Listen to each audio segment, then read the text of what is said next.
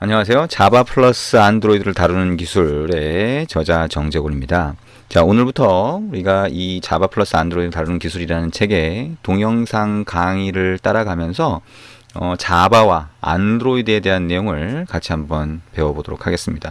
자, 이 책은요, 기본적으로 자바에 대한 입문서입니다. 그래서 여러분들이 자바에 대해서 전혀 모른다. 그리고 심지어는 자, 프로그래밍이라고 하는 거 또는 프로그램을 만드는 방법에 대해서 전혀 모른다라고 하는 거를 전제를 두고 시작을 합니다. 그래서 굉장히 많은 내용을 아주 자세하게 쉽게 설명을 하려고 노력하고 있습니다. 그래서 책에 보시면 여러분들이 이제 여러 가지 그림도 많이 볼 수가 있고요. 그리고 설명도 아주 자세하게 해놨어요. 근데 그럼에도 불구하고 여러분이 이 책을 따라갈 때 아무래도 이제 글을 읽으면서 이해하는 게 조금 한계가 있을 수 있잖아요. 그래서 이 동영상 강의를 같이 보면서 책을 따라가면 전혀 프로그래밍을 모른다라고 하더라도 어느 정도는 내용을 알 수 있게 이렇게 될 거라고 생각을 합니다. 자, 이 자바 플러스 안드로이드 다루는 기술은요, 예전에는 이제 나중에 얘기하겠지만 이 프로그램이라고 하는 거를 만드는 개발 도구라고 하는 게 있어요. 근데 그 개발 도구가 이클립스라고 하는 거를 쓰다가 지금 현재는 안드로이드 스튜디오라고 하는 걸로 바뀌었어요. 뭘 할 때냐면 안드로이드 앱을 만들 때. 자, 여러분들이 지금 이 책은 자, 자바를 알기 위한 가장 기본적인 입문서, 기초적인 입문서라고 얘기를 했는데요. 자, 우리가 자바라고 하는 프로그램을 만드는 일종의 도구라고 할 수 있는데, 그런 언어를 우리가 배울 때 그거를 컴퓨터에 있는 화면에다가 뭔가를 보여주려고 하는데 실제로 많이 사용을 하는 게 안드로이드로 만들어진 앱이에요. 여러분들이 요즘에는 이제 스마트폰을 많이 쓰니까 안드로이드가 뭔지 잘 아시잖아요. 그죠? 그래서 이 안드로이드 스마트폰 단말기, 여러분이 쓰고 있는 전화기 위에서 동작하는 프로그램도 자바라고 하는 걸로 만들어진다는 거죠. 그래서 자, 그 안드로이드라고 하는 거를 만들 때는 안드로이드 스튜디오라고 하는 걸로 만든다. 그래서 이 자바 플러스 안드로이드를 다루는 기술이라고 하는 책이 처음에는 이 클립스를 기준으로 출판이 됐었어요. 그러다가 이게 이제 개정이 돼서 안드로이드 스튜디오라고 하는 걸로 바뀌었습니다. 그래서 예전 동영상 강의는 이클립스 기준으로 했었는데요. 이번에는 안드로이드 스튜디오를 기준으로 해서 전체 책의 내용에 대해서 우리가 같이 한번 쭉 따라가면서 공부를 하게 될 겁니다. 자, 그래서 여러분들이 이전 책과 지금 현재의 책을 구분할 때는 책의 제목이나 이런 것들은 거의 같아요. 근데 그 안에 보시면 자, 출판된 인쇄 수가 나옵니다. 그래서 초판 2쇄라고 하는 것부터는 안드로이드 스튜디오 기준이다라고 하는 것을 생각을 하시면 됩니다. 그 이후 거는 전부 다 안드로이드 스튜디오 기준이다라고 보시면 될 것 같습니다. 자, 그러면 이제 책을 하나하나 따라가 보도록 하겠습니다. 자, 그래서 아까 얘기한 것처럼 안드로이드가 뭐냐? 자, 안드로이드고 뭐고 아무것도 모르겠다. 자바라고 하는 게 뭐냐? 자바도 모르겠다. 자, 이런 상황, 아주 전산 쪽의 전공이 아니더라도 따라올 수 있는 또는 처음에 접하게 되는 그런 내용을 자, 잠깐 얘기를 해보도록 하겠습니다. 자, 안드로이드, 자바, 무엇부터 배우는 게 좋을까요? 라고 하는 주제입니다. 자, 일단 자바가 뭔지 안드로이드가 뭔지 잘 모르겠지만 자, 여러분들이 만약에 입문 쪽을 해서 대학을 전공을 했는데 만약에 전산 쪽으로 뭔가를 하고 싶다. 근데 알고 있는 게 없다라고 했을 때는 기본적으로 소프트웨어, 즉 프로그램이 어떤 PC, 그러니까 노트북이든 이런 데서 동작하는 그런 거를 프로그램이라고 부르는데 그 프로그램을 만드는 방법이 소위 프로그래밍 언어라고 하는 거를 배워야 가능해져요. 그래서 그랬을 때 요즘에 가장 많이 쓰는 프로그램을 만드는 방법 또는 언어라고 하는 게 자바라고 하는 게 있다는 거예요. 그래서 이 자바라고 하는 거를 공부를 해야 되나 이렇게 생각할 수가 있어요. 근데 실제로 여러분들이 이제 그 보통 전산 쪽에 관심을 가지게 되는 이유, 그 다음에 프로그램이라고 하는 걸 통해서 뭔가를 해보고 싶다라고 했을 때 가장 많은 사람들이 요즘에 관심을 가지고 있는 게 스마트폰 앱이에요. 그래서 스마트폰 앱을 또 만들려고 하다 보면 안드로이드라고 하는 소위 OS, 자, OS라고 하는 거는 이 스마트폰을 동작시키는 가장 기본적인 밑바닥에 있는 프로그램이라고 보시면 되는데요.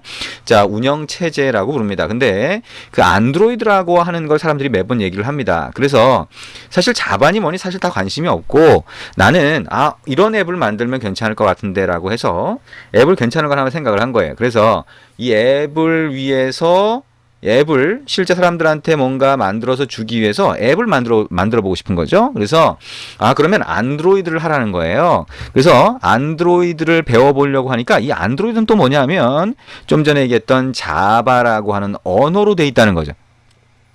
자, 지금 뭐가 뭔지 정확히 모른다고 하더라도 자, 안드로이드 앱을 만들어서 내가 뭔가를 해보고 싶다. 또는 앱을 요즘에는 배워야 회사에 취직이 되거나 뭘 하거나 소프트웨어 쪽에서는 뭐든지 할 수 있는 가장 기본적인 것 중에 하나가 됐는데 자, 이 안드로이드라고 하는 걸 이용해서 스마트폰 앱을 만들려고 하면 자바를 알아야 된다는 거예요.